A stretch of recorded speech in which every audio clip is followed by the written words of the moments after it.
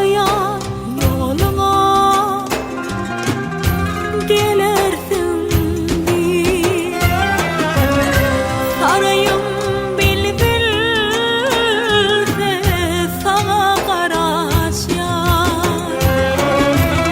kursağım ataşlı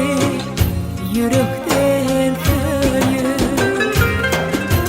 altın bolup gelecek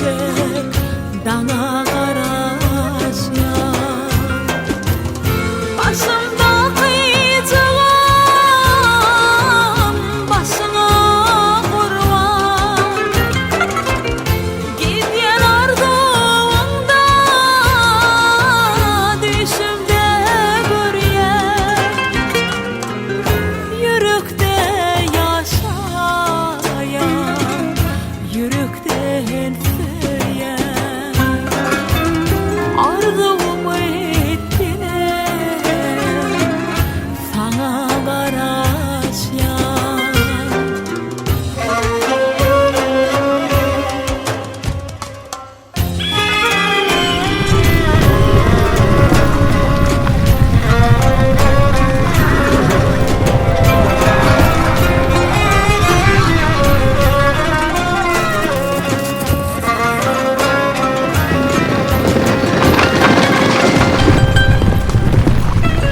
geceler ardına